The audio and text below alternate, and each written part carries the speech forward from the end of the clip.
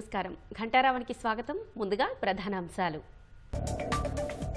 జలవనరులు సాగు భూమిలో దేశమే అగ్రగామి వనరులున్న ప్రస్తుత దుస్థితికి భాజపా కాంగ్రెసే కారణమన్న కేసీఆర్ భారత అధికారంలోకి వస్తే దేశమంతా ఉచిత విద్యుత్ తెలంగాణ మోడల్ను అంతటా అమలు చేస్తామన్న సీఎం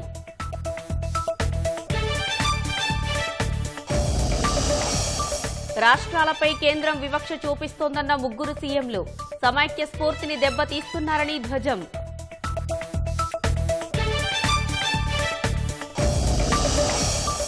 గుజరాత్ హిమాచల్లో భారాస ఎందుకు పోటీ చేయలేదన్న రేవంత్ ఢిల్లీ కాదు కేసీఆర్ను ప్రజలు గల్లీలోనే ఉండనియరన్న డీకే అరుణ దావోస్లో మంత్రి కేటీఆర్ పెట్టుబడుల వేట 2000 కోట్లు పెట్టుబడి పెడుతున్నట్లు భారతీ ఎయిర్టెల్ ప్రకటన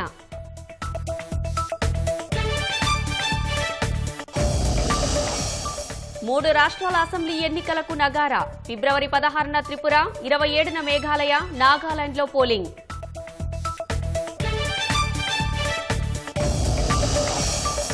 హైదరాబాద్ వన్డేలో గర్జించిన శుభమన్ గిల్ ద్విశతకం సాధించిన అత్యంత పిన్న వయస్కుడిగా రికార్డు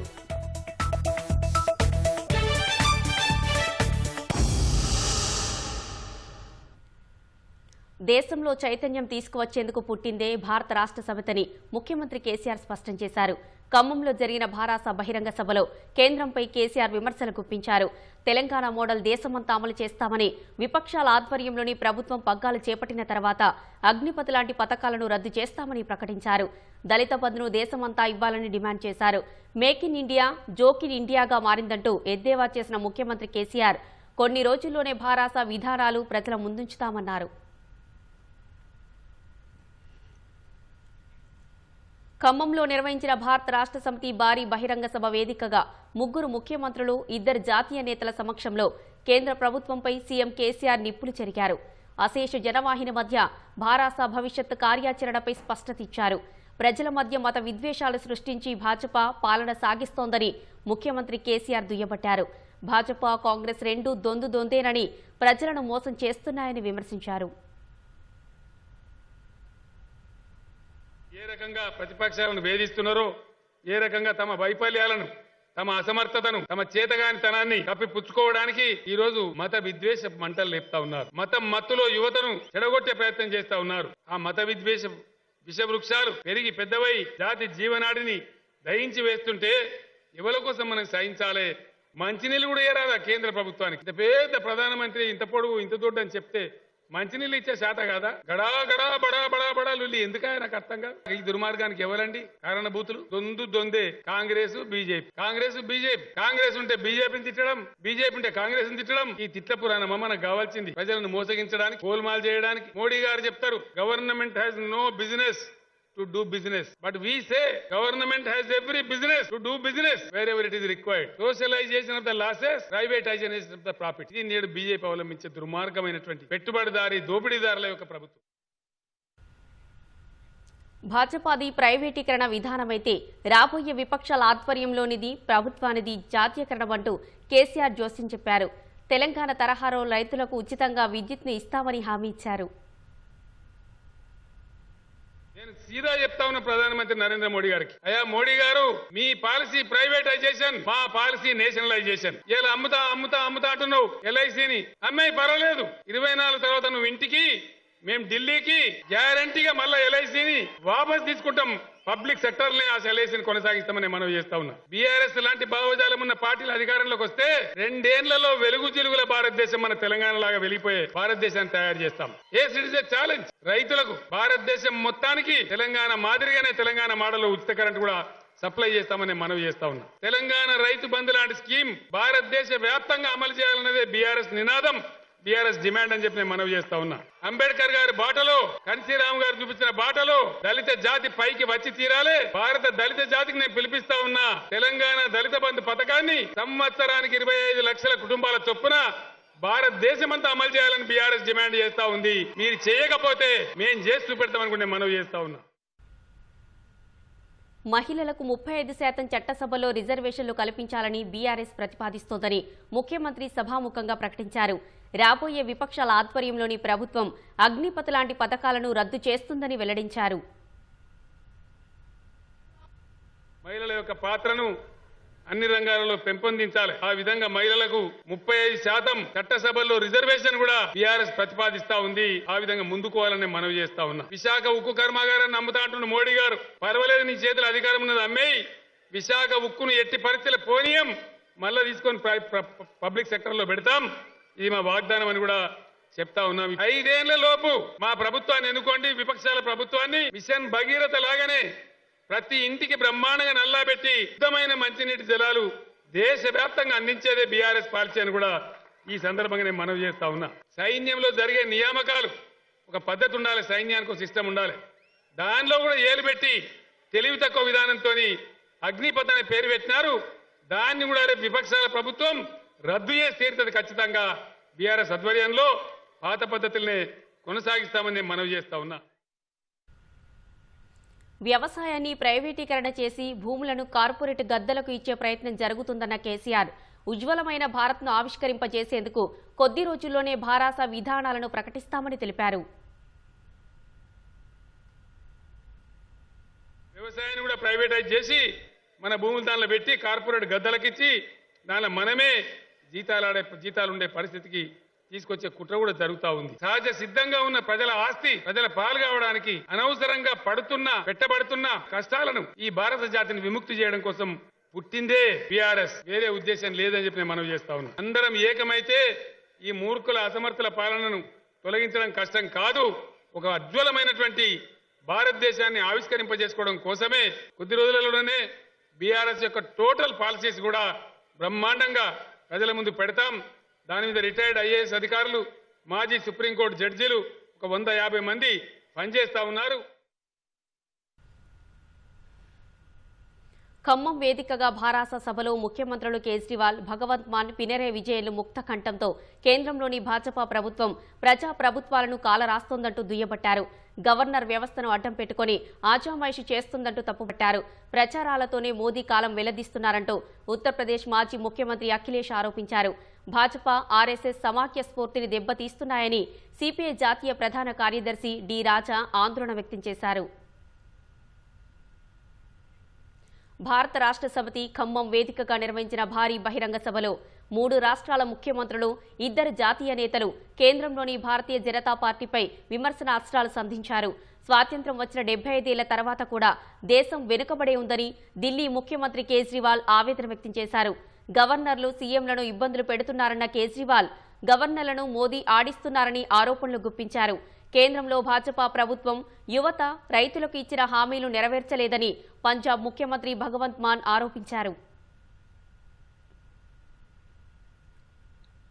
आज मुझे बड़े दुख के साथ कहना पड़ रहा है, अभी कई सारे वक्ताओं ने कहा तमिलनाडु का गवर्नर तमिलनाडु की सरकार को तंग कर रहा है, तेलंगाना का गवर्नर राव साहब को तंग कर रहा है, दिल्ली का गवर्नर मेरे को तंग कर रहा है, पंजाब का गवर्नर मान साहब को तंग कर रहा है।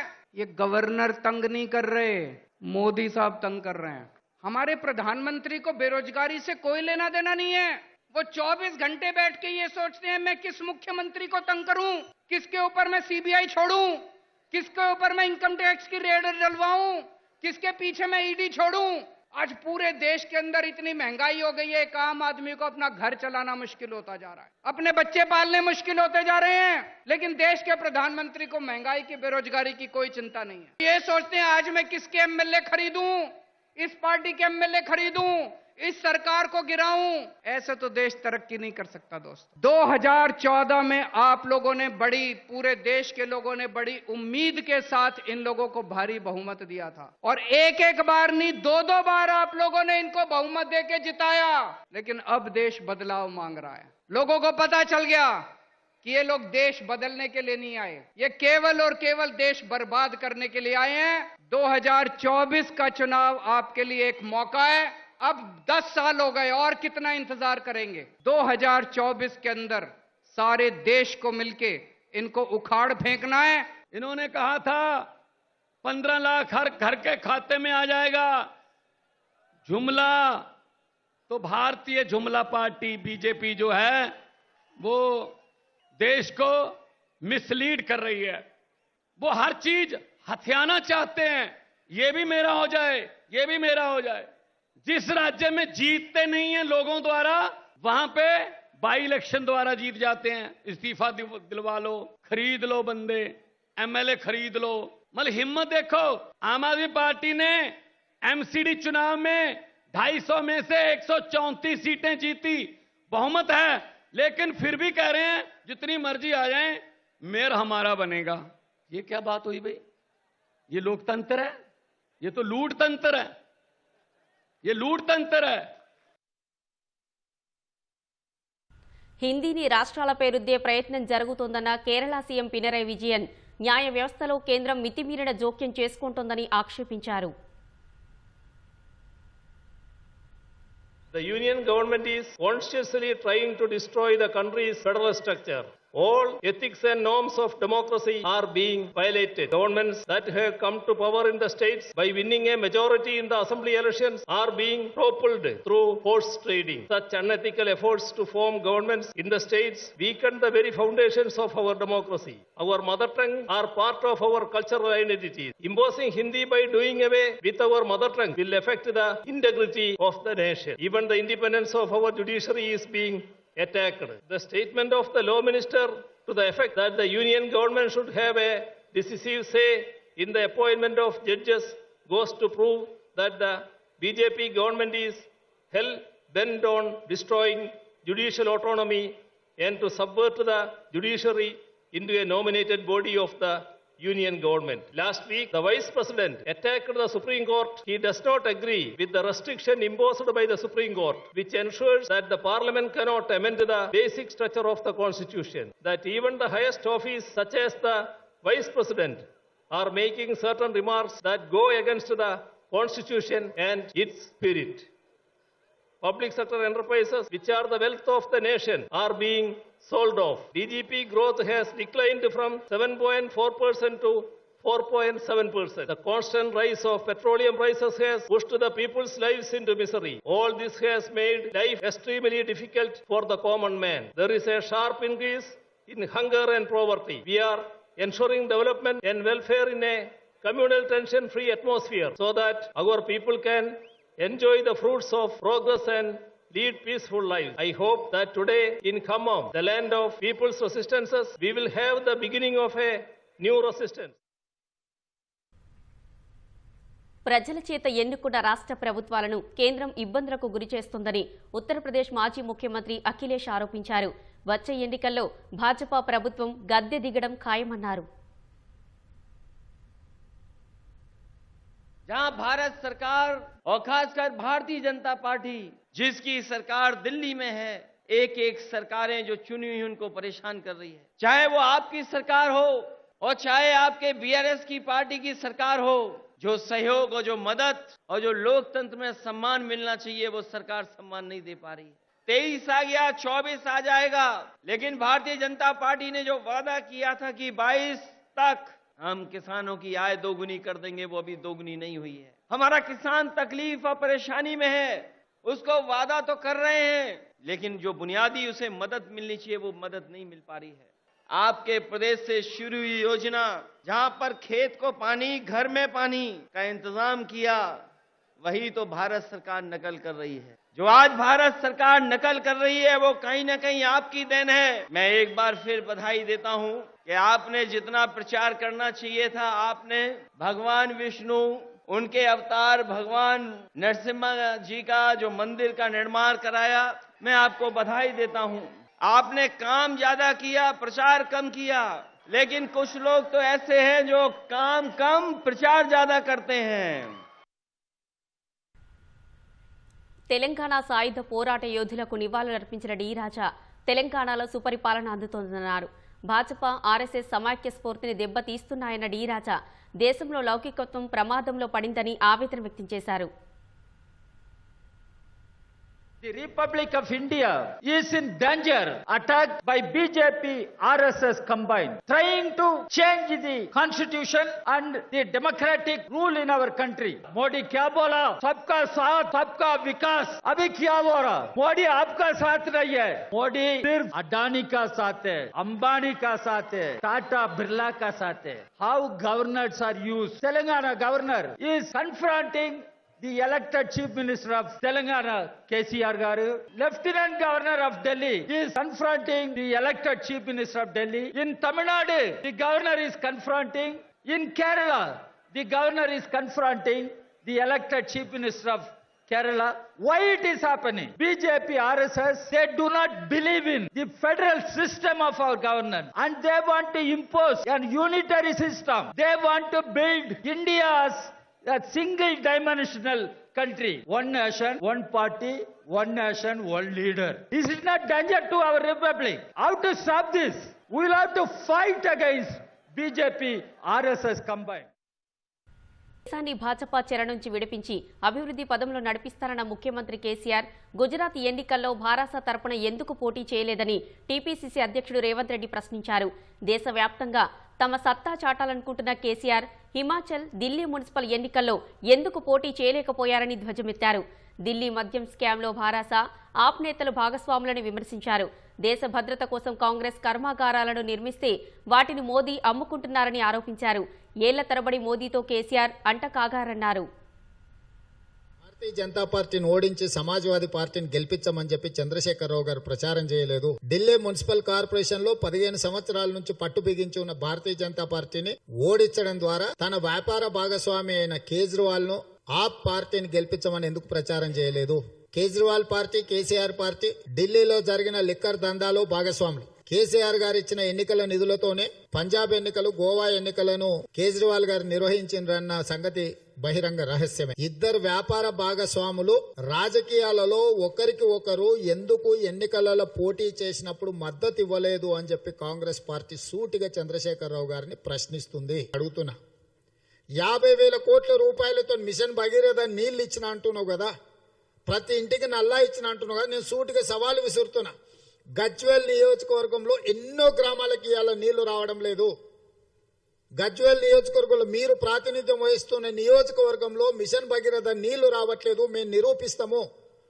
ఒకవేళ మేము నిరూపించలేకపోతే మీరు ఈ విధించే ఏ శిక్షకైనా మేము సిద్ధంగా ఉన్నాము.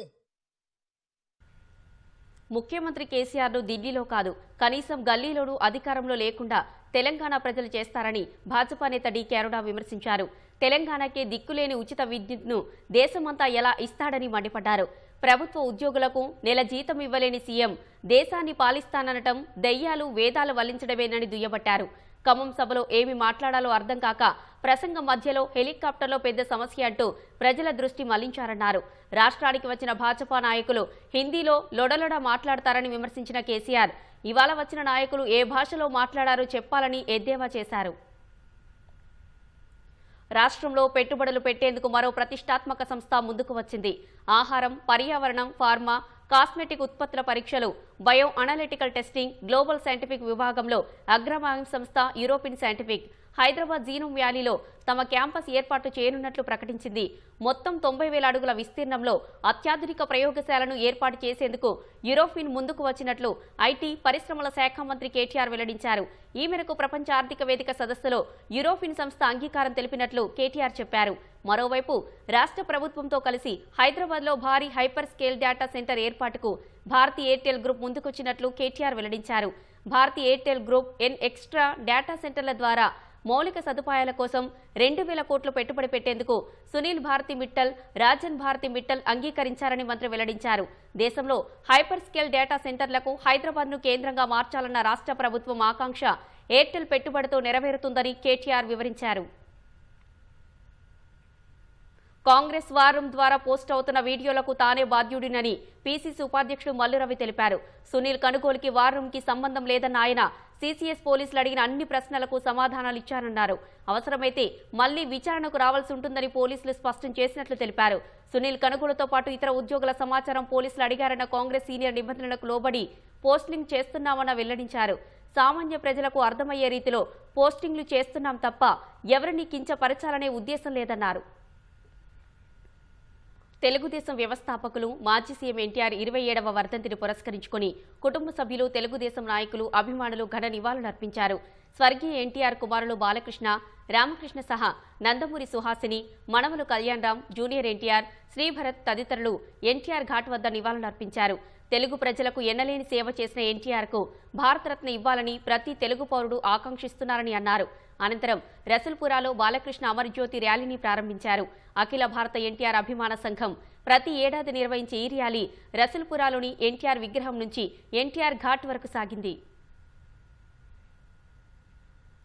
హైదరాబాద్ 8వ నిజాం ముక్రం జో అంత్యక్రియలు పక్కా మసీదు ప్రాంగణంలో ప్రభుత్వ అధికార లాంఛనాలతో ముగిశాయి. పెద్ద సంఖ్యలో ప్రజలు నిజాం ముక్రం జాకు అశ్రునయాలతో వీడ్కోలు పలికారు. ముక్రం కడచూపు కోసం ఇతర రాష్ట్రాలు, పలు జిల్లాల నుంచి కూడా పెద్ద ఎత్తున ప్రజలు చౌంహల్లా ప్యాలెస్తో పాటు మక్కా మసీదు ప్రాంతానికి తరలివచ్చారు.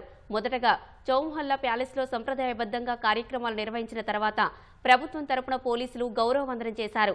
ఆ తర్వాత నిజాం నవాబు ముక్రం కుటుంబ సభ్యుల అంగీకారంతో ఆయన పార్థివ దేహాన్ని ప్రత్యేకంగా అలంకరించిన డోలాలో ఉంచి అంతిమయాత్ర ప్రారంభించారు. పోలీసుల గౌరవ వందనంతో చౌంహల్లా ప్యాలెస్ నుంచి ప్రారంభమైన మక్కా మసీదు వరకు కొనసాగింది. దారి పొడవునా ప్రజలు నివాళులర్పించారు. మక్కా మసీదులోని ఆసిఫ్ జహీలా సమాధుల పక్కనే నిజాం ముక్రం పార్థివ దేహాన్ని ఖననం చేశారు. అంతిమ యాత్ర అంత్యక్రియల్లో రాష్ట్ర హోంమంత్రి మహమూద్ అలీ, ఎంఐఎం ఎమ్మెల్యేలు, కార్పొరేటర్లు, మాజీ మంత్రి షబ్బీర్ అలీ, టీపీసీసీ అధ్యక్షుడు రేవంత్ రెడ్డి, చరిత్రకారులు వేదకుమార్ తదితరులు పాల్గొన్నారు.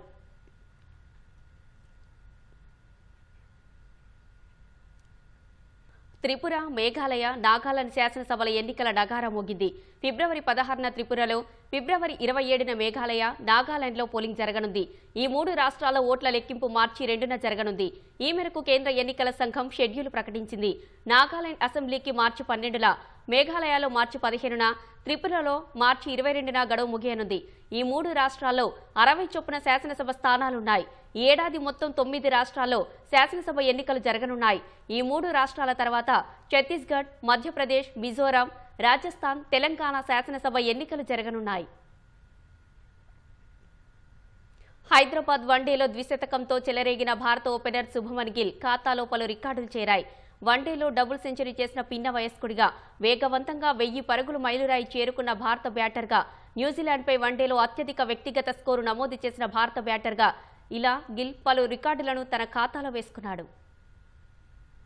హైదరాబాద్లో న్యూజిలాండ్తో జరిగిన వన్డేలో ద్విశతకంతో కదం తొక్కిన భారత ఓపెనర్ శుభ్మన్ గిల్ పలు రికార్డుల్ని తన ఖాతాలో వేసుకున్నాడు. ఈ మ్యాచ్లో 9 సిక్స్లు, 19 ఫోర్లతో గిల్ 149 బంతుల్లో 208 పరుగులు చేశాడు. తద్వారా అంతర్జాతీయ వన్డే క్రికెట్లో డబుల్ సెంచరీ చేసిన 8వ బ్యాటర్గా, 5వ భారత బ్యాటర్గా గిల్ ఘనత సాధించాడు.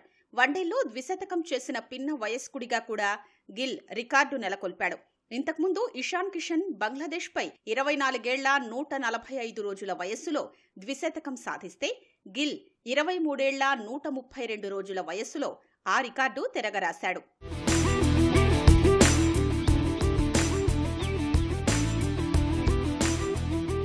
న్యూజిలాండ్పై అత్యధిక పరుగులు చేసిన భారత బ్యాటర్గా కూడా గిల్ మరో రికార్డును తన ఖాతాలో వేసుకున్నాడు. ఇదే సమయంలో వన్డే కెరీర్లో వేగంగా 1000 పరుగుల మైలురాయి చేరుకున్న భారత బ్యాటర్గా కూడా గిల్ రికార్డు సాధించాడు. 2019 జనవరిలో వన్డేల్లో అరంగేట్రం చేసిన గిల్ కేవలం 19 వన్డేల్లోనే 1000 పరుగుల మైలురాయిని చేరుకున్నాడు. గతంలో 24 వన్డేల్లో 1000 పరుగులు చేసిన విరాట్ కోహ్లీ, శిఖర్ ధావన్ రికార్డును గిల్ అధిగమించాడు. అంతర్జాతీయ క్రికెట్లో వన్డేల్లో వేగంగా 1000 పరుగులు చేసిన బ్యాటర్లలో గిల్ 2వ స్థానంలో నిలిచాడు. పాక్ బ్యాటర్ ఫకర్ జమాన్ 18 వన్డేల్లోనే 1000 పరుగులు చేసి ఈ జాబితాలో ప్రథమ స్థానంలో ఉన్నాడు. మరోవైపు వన్డేల్లో హైదరాబాద్లో అత్యధిక పరుగులు చేసిన బ్యాటర్గా కూడా గిల్ మరో రికార్డు తన ఖాతాలో వేసుకున్నాడు.